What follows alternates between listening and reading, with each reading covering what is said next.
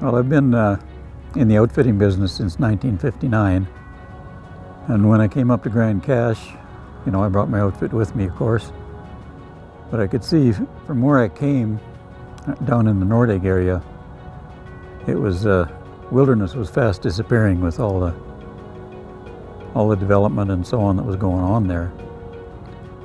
So with the Wilmore Park, I really felt that that was something that had to be looked after and, you know, held for future generations, for the people who want to experience that old way of life, which is really fast disappearing around the rest of the province.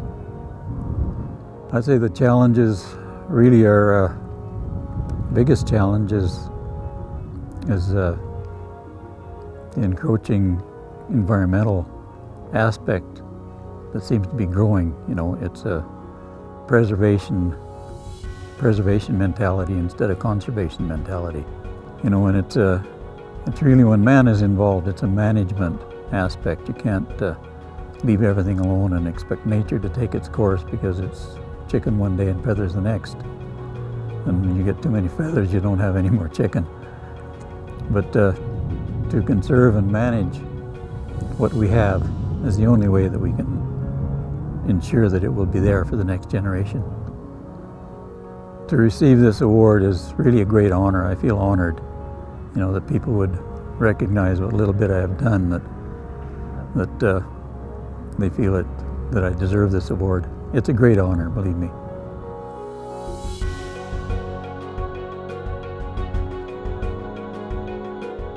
Having met GOTTLOB several times this year, he's such a character. He has a heart of gold. His generosity is overwhelming, and as is his love for the land. He's giving it to us in trust that we will carry on this very same management of that land. So he's given that gift, and it's hard to honor him enough for what he's done. I had up to 18 quarters of land. There was a time when I had about 150 cows, and every cow was born on the place but the bulls. There's an obvious, deep ingrained sense of stewardship that he has, caring for the land, and there's a rather remarkable intuitive sense for what healthy grass is. Well, you see some of the neighbors, you're overgrazing, and there's short grass. You don't keep as many cattle as you could, or you run cattle on, but there's no grass. Well, they got nothing to eat, they don't have. Or some guys, they run the cattle on the winter pasture, but I always, come fall, when it snowed and that, I fed them on the place. First and foremost, in the beginning of the discussions and negotiations, I know his primary absolute interest was for wildlife and for nature. I was just telling the boys now, at one time, it was a hard winter, and the one evening I sat there and counted 72 come from south of me, come out there to eat my feed stacks. That was deer. Deers, yeah. Deer. They seemed to like the wide open space. They could see far. The antelopes always were south of the river where they could see 2 days ahead.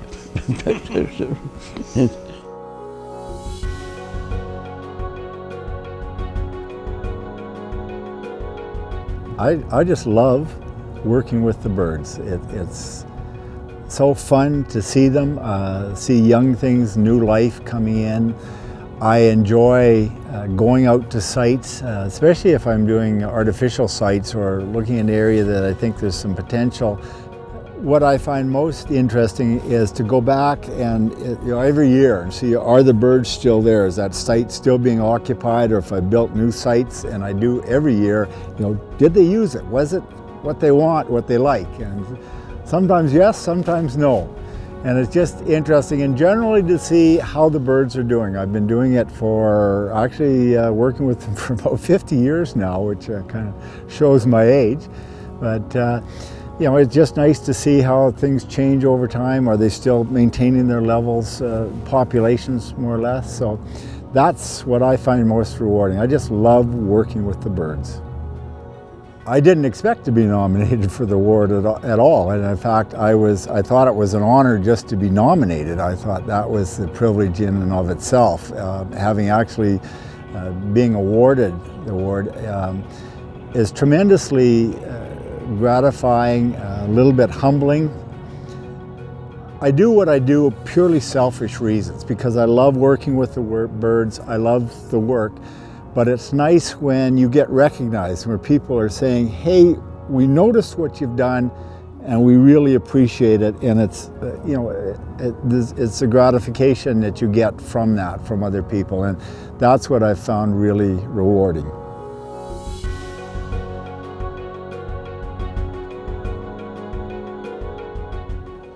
I was born and raised on a farm south of Bonnyville. I started trapping on the farmlands when I was about 13. I enjoyed trapping. It led me into hunting. And I always felt when I was doing this that I was having so much fun, I was getting so much out of it. My quality of life depends on it, really, even today, that I wanted to give back to something that meant so much to me, means so much to me.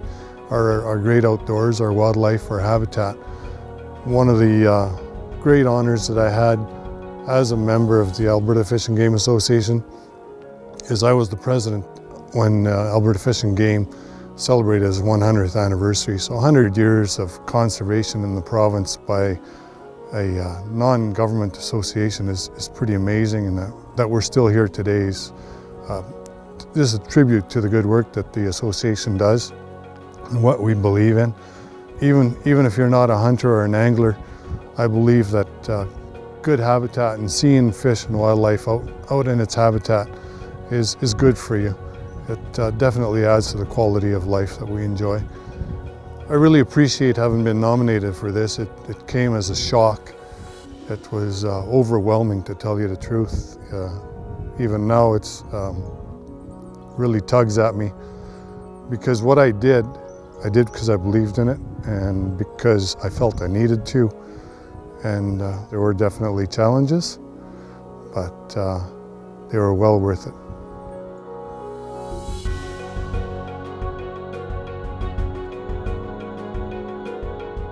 I think my initial interest in land and water stewardship came from my growing up on a mixed farm. On a farm, you just see everything that's happening. You can appreciate what's out there and what needs to be protected and enhanced along the way. I first became involved in conservation type activities as a 4-H member.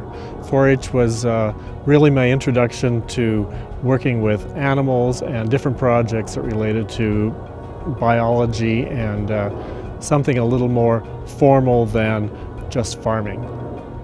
I think the individual volunteer is so important above and beyond what governments or organizations otherwise can do. I really find working with landowners who have a knowledge of the land and a passion for the land is what makes me feel good about doing the things I do. I think the most significant challenge I've faced over time is not having enough time to do the volunteer work that I really would like to do.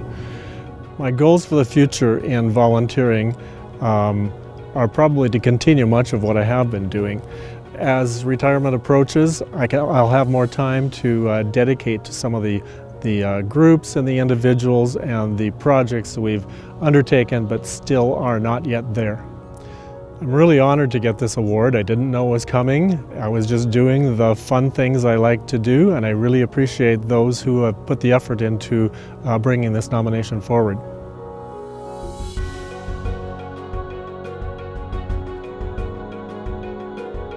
I was born in Ontario and raised there and on a bit of acreage, so I was always outdoors. I got into air traffic control, that was my career, although I was always interested. One of the jobs I thought I might like to do would be a park ranger out here.